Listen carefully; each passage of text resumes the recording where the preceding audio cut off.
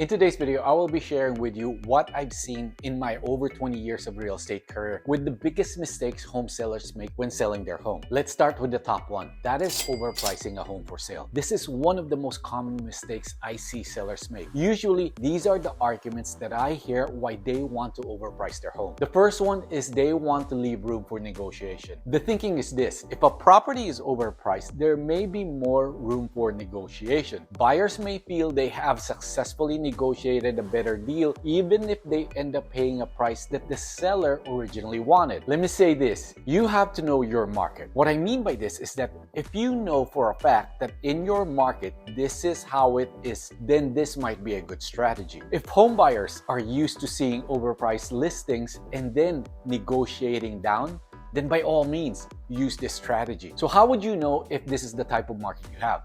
Simply ask your agent, can you give me the list to sell price ratio of properties sold in my city and sold in my neighborhood? When you ask for this, make sure you ask the same month comparison, previous month's comparison, and the year-to-date comparison.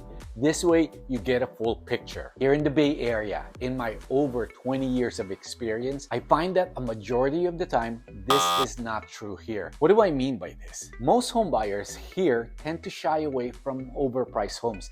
They won't even make or try to make a low offer most of the time because the perception is that the sellers are probably asking more and really not realistic with the price. And so what tends to happen is the property sits on the market, and when the seller eventually lowers the price, then home buyers comes in and offers even lower than the new price. I find that this strategy tends to backfire rather than help here. Again, find out what is appropriate in your market. Another argument for higher price is that a higher price equals higher perceived value. The belief is that a higher price tag suggests higher quality. Overpricing might give the impression of a premium property, attracting buyers seeking a prestigious home. Well, the reality of this is that the buyers will be looking for that differentiating factor, and if they don't see the added value along with the higher price tag, well, guess what? The buyers most likely just think that the sellers again are just unrealistic about selling their home. So make sure if you put a premium when you list your home, that premium is justifiable and truly differentiates your home from the competition. Another reason for overpricing that I hear is market fluctuations. In a rapidly appreciating market, an overpriced property may eventually catch up with its perceived value as the market continues to increase. There is truth to this reasoning, and it does happen in a rapidly increasing price environment. The negative effect of this reasoning or strategy is that your house will stay longer in the market as the market catches up with your price. So if you're in a hurry, it's not good. Now, here are some common negatives of overpricing. The first one is limited interest. Overpriced homes often receive less attention from potential buyers. Many buyers search for homes within a specific range, and an overpriced property may not even appear in their search results. Another one is extended time on the market. The longer the property stays on the market, the more likely buyers are going to be questioning its desirability or the presence of underlying issues. Extended marketing time can lead to a stigma that the property is undesirable. Missed opportunities. Buyers who might have been interested in the property may not even consider it due to the high asking price. This can result in missed opportunities and a smaller pool of potential buyers. And then we have appraisal issues. Say you get lucky and a buyer makes an offer at your list price. Well, if the property is overpriced, it may not appraise at the desired value. This can lead to complications during the closing process, as lenders typically require appraisals to ensure the property value aligns with the loan amount. A stale listing perception. A property that remains on the market for an extended period of time may develop a stale image, making it more challenging to sell even if the price is eventually reduced. And finally, reduced negotiating power. Overpricing can backfire if potential buyers are deterred from making offers altogether. This reduces the seller's negotiating power as there may be fewer interested parties to engage in the negotiation process. The second biggest mistake I see home sellers make is not getting pre-inspections. Here in the Bay Area, this has become a very common practice and it's pretty much expected. I personally believe that this should be standard practice for all home sellers. It just makes so much sense. Years ago when I started my career, this was not something that was done a lot. I loved it every time our offer was accepted and there were no inspections because it meant I can help my clients renegotiate the price or repairs once we have done our inspections. To me, that's the biggest reason why you should get a pre-inspection. Avoid surprises during the sales process. By having your home inspected before you list it, you can be prepared to answer any questions potential buyers might have or may have about the condition of the property.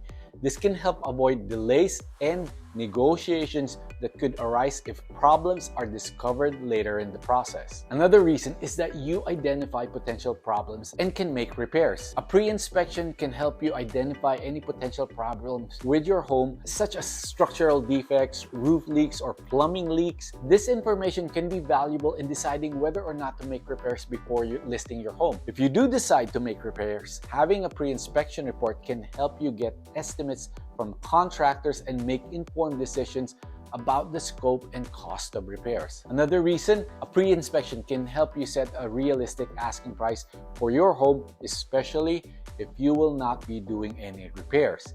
By knowing the condition of your home, you can avoid overpricing it and attracting buyers who are not serious in making an offer. A realistic asking price will help you sell your home quickly and for the best possible price. Another reason, a pre-inspection report can make your home more attractive to potential buyers. By knowing that your home has been inspected and is in good condition, buyers will be more confident in making an offer. This can help you sell your home more quickly and for a higher price. And finally, a pre-inspection can help protect you from liability. If you sell your home without a pre-inspection and a buyer later discovers a problem with the property, they may be able to sue you for damages. A pre-inspection report can help show that you were not aware of any problems with the property and that you did not intentionally conceal any defects. The third biggest mistake I see home sellers makes revolves around showing the property. I kid you not, I've had two separate sellers question why we need to show the property to potential buyers. I mean, they literally did not want to show the property.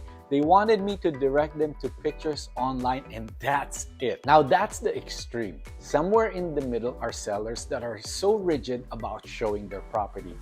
Yes, I know you can set schedules, appointments, etc., but it's not always the case that schedules works out for potential buyers. It's important that you are flexible when it comes to showing your property, especially now more than ever when the market is slowing down significantly. Another big mistake I see from sellers is poor presentation. Under the umbrella of poor presentation are curb appeal, staging, clutter, and just generally being unprepared for showings. Look, don't fall for the buyers can see through the mess and the clutter. Trust me on this. I've seen and dealt with so many buyers that tells me they can see past through the mess, etc. But once they're there, they can't get over it. This means staging if necessary. This way, the home shows well, both in person and in online listings.